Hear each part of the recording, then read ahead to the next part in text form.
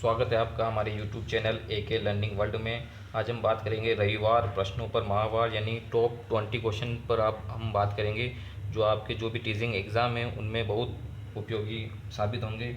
जैसे C TET, DSSB, KVS और जो भी टेट है REET, MP TET, UP TET, H TET और जितने फर्स्ट ग्रेड सेकंड ग्रेड जितने भी एग्ज़ाम है टीचिंग से संबंधित उन सब में ये उपयोगी साबित होंगे। अगर वीडियो आपको पसंद आए तभी वीडियो को लाइक करें, चैनल को सब्सक्राइब करें और ज़्यादा से ज़्यादा शेयर करें। शुरुआत करते हैं।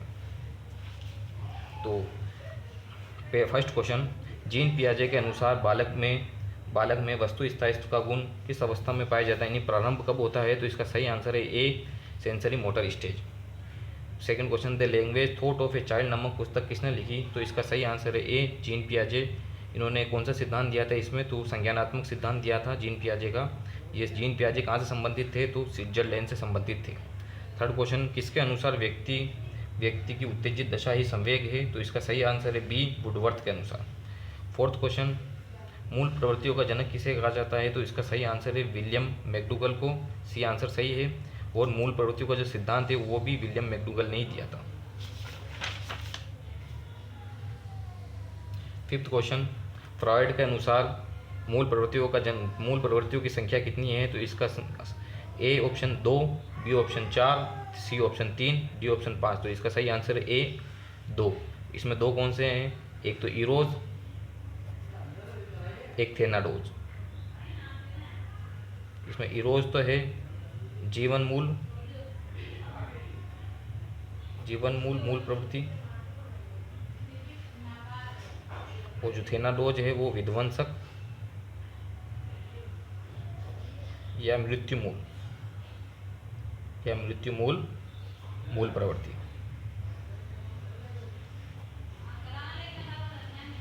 सिक्स्थ क्वेश्चन, किसके अनुसार शिक्षा मनोविज्ञान व्यक्ति के जन्म से लेकर वृद्धावस्था तक सीखने के से संबंधित अनुभवों का वर्णन और व्याख्या करता है?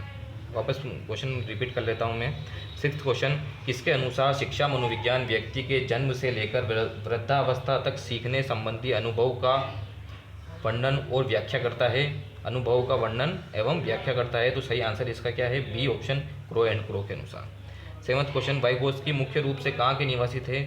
ए option America, B option Germany, C option रूस, डी ऑप्शन स्विट्जरलैंड। तो इसका सही आंसर है सी ऑप्शन रूस। जिन्होंने कौन सा सिद्धांत दिया था? वाइगोत्स्की का कौन सा सिद्धांत है? सामाजिक सांस्कृतिक संज्ञानात्मक सिद्धांत। जिन्होंने इस सिद्धांत में इन्होंने ये बताया कि बिना समाज, संस्कृति और भाषा के बालक का संपूर्ण विकास नहीं हो सकता है। एट्थ क्वेश्चन, इसके फोल्डिंग से क्या तात्पर्य है? ए ऑप्शन अधिक ज्ञानी व्यक्ति, बी ऑप्शन वयस्कों का अल्प सहयोग, सी ऑप्शन विकास का संभाव्य स्तर, डी ऑप्शन निकट विकास का क्षेत्र। तो इसका सही आंसर जो है वह है बी, वयस्कों का सहयोग। तो इसके फोल्डिंग का अन्य नाम भी है। इसके फोल्डिंग का अन्य नाम है पाड, ढांचा, मचान, मदद, सहयोग। ये सब इसके फोल्डिंग के अन्य नाम हैं। अधिक ज्ञानी व्यक्ति किसको कहते हैं? MKO, more knowledgeable other. और विकास का संभाव्य स्तर कौन सा है? विकास का संभाव्य स्तर LPD, level of potential development, जो कि एक्चुअल डेवलपमेंट प्लस ZPD यानी जोन ऑफ प्रोक्सिमल डेवलपमेंट बराबर लेवल ऑफ पोटेंशियल डेवलपमेंट। और निकट विकास का क्षेत्र यानी ZPD यानी निकट विकास का क्षेत्र।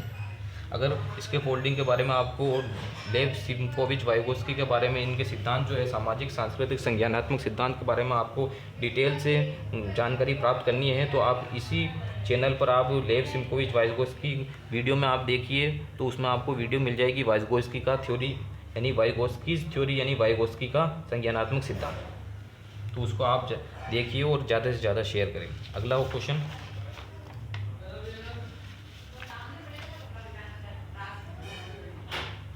नाइन्थ क्वेश्चन, मनोविज्ञान आचरण और यथार्थ का विज्ञान है, उक्त कथन किसका है? तो इसका सही आंसर क्या है? इसका सही आंसर है सी, विलियम मैकडूगल का।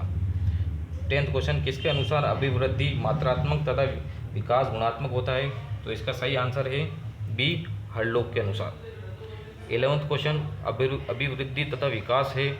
ए ऑप्शन एक दूसरे से अलग, बी ऑप्शन एक दूसरे के पूरक यानी एक दूसरे से संबंधित है यानी एक दूसरे पर आश्रित है। सी ऑप्शन ए व बी दोनों, डी इनमें से कोई नहीं। तो सही आंसर है इसका बी, एक दूसरे के पूरक। 12वां क्वेश्चन किसके अनुसार बालक का मस्तिष्क कोरी स्लेट की तरह होता है। तो इसका सही आंसर ए थॉर्नडाइक है, या बी रूसो है, या सी हरलोक है, या डी जॉन लॉक है। आंसर दीजिए। तो इसका सही आंसर जो है वो है John Locke, D John Locke. 13वां क्वेश्चन किसके अनुसार 2 वर्ष की आयु में बालक के सभी संवेग विकसित हो जाते हैं। तो A option Adler, B option Bridges, C option Hurlock, D option Crow and Crow. तो इसका सही आंसर है क्या है इसका सही आंसर? तो इसका सही आंसर है बी ब्रिजेज। 14वां क्वेश्चन की हम बात करते हैं। किसके अनुसार शैशव अवस्था के द्वारा जीवन क्रम का निर्धारण होता है। शैशव अवस्था के द्वारा जीवन क्रम का निर्धारण होता है। ये परिभाषा किसने दी? तो इसका सही answer A Bridges, B Goodenough, C Adler, या डी गेसेट। तो इसका सही आंसर है सी एडलर। फिर 15वां क्वेश्चन माइक्रो मोटर स्किल्स का उदाहरण है। ए खेलना, बी कूदना, सी देखना, डी सभी है उदाहरण, यानी सारे उदाहरण माइक्रो मोटर स्किल्स के हैं। तो इसका सही आंसर है सी देखना। अब हम माइक्रो मोटर स्किल्स और ग्रोस मोटर स्किल्स के बारे में अब जानकारी प्राप्त कर लेते हैं। तो आपको ये साफ दिख रहा होगा मेरे हिसाब से, ये मैं सही कर लेता हूँ, ये देखिए। अब ग्रोस मोटर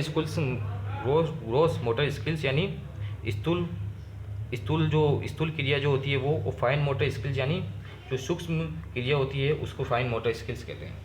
अब ग्रोस और फाइन मोटर स्किल्स में फ़र्क क्या है? फाइन मोटर स्किल्स को ही माइक्रो मोटर स्किल्स भी कहते हैं। इसे स्थूल गतिक क्रिया, इसे सूक्ष्म गतिक क्रिया। अब ग्रोस मोटर स्किल्स में क्या है? जैसे जंपिंग, किकिंग।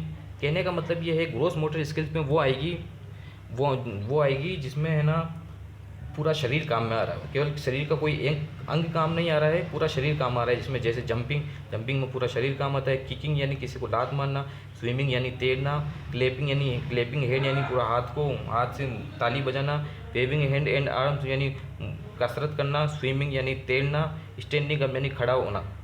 ये सारे इसमें क्या है, पूरा शरीर उपयोग में आता है। फाइन मोटर स्किल्स में है किसी एक शरीर का कोई एक विशेष अंग ही काम आता है। जैसे होल्डिंग ए पेंसिल यानी पेंसिल को पकड़ना, जिसमें केवल हाथ काम आता है। कलरिंग यानी कलर करना, जिसमें मुख्य रूप से एक हाथ काम आता है। Stringing beads, counting on your hands यानी हाथों को गिनना। टर्निंग पेजेस ए बुक यानी पेज के जो बुक है उसके पेज को गिनना। टाइपिंग ऑन ए कंप्यूटर यानी कंप्यूटर पर टाइप करना। सेल्फ फीडिंग यानी सेल्फ फीड करना। इसका मतलब कहने का मतलब ये है कि जब बच्चा शुरू में छोटा होता है तो उसमें ग्रोस मोटर स्किल्स ज़्यादा विकसित होती है, धीरे धीरे उसमें फाइन मोटर स्किल्स विकसित होती है। समझ में आ गया आपको? ग्रोस मोटर स्किल्स यानी स्थूल गतिक क्रिया यानी जिसमें शरीर का पूरा शरीर काम में आता है। और फाइन मोटर स्किल्स यानी सूक्ष्म गतिक क्रिया यानी शरीर का कोई विशेष अंग काम में आता है इसमें। अब आगे हम पढ़ते हैं 16वां क्वेश्चन। जन्म के समय बालक का सामान्यतः वजन होता है 10 पौंड, 2 पौंड, 3 पौंड या 7 पौंड। तो इसका सही आंसर है डी 7 पौंड। अब 7 पौंड, तो अभी पौंड क्या होता है? तो इसमें यह होता है 1 पौंड बराबर होता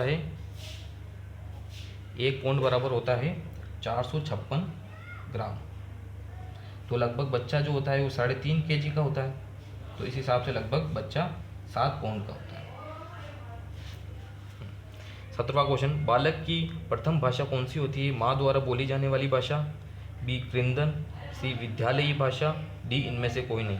तो इसका सही आंसर है बी क्रिंदन। क्रिंदन को क्या कहते हैं? रोना भी कहते हैं। जब बच्चा पैदा होता है तो शुरू में तो माँ द्वारा बोली जाने वाली भाषा नहीं सीखता, धीरे धीरे 1 साल का होता है तो धीरे धीरे बोलने लगता है। लेकिन रोना शुरू में बच्चा जब पैदा होता है जब भी रोने लग जाता है, तो उसकी पहली जो भाषा है वो क्या है? क्रिंदन है। 18वां क्वेश्चन, किसके अनुसार बाल्यावस्था अनोखा काल है? तो इसका सही आंसर जो है सी कोल एंड ब्रूस का अनुसार। ये तो आपको परिभाषा आपको याद करनी होगी, इस हिसाब से भी आप याद करेंगे कि अनोखा काल यानी कोल एंड ब्रूस।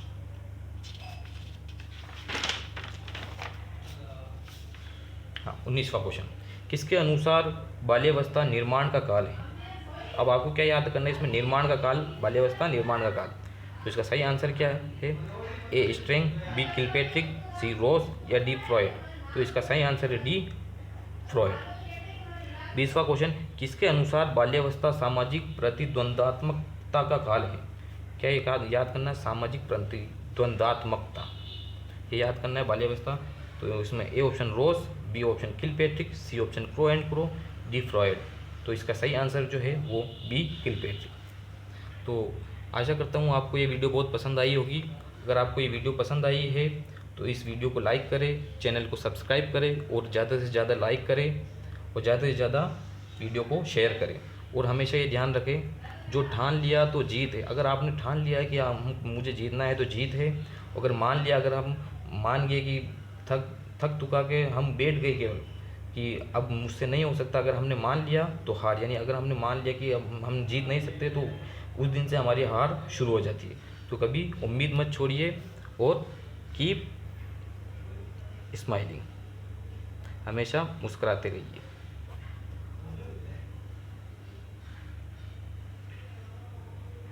हमेशा मुस्कुराते रहिए। ओके, थैंक यू, धन्यवाद, शुक्रिया।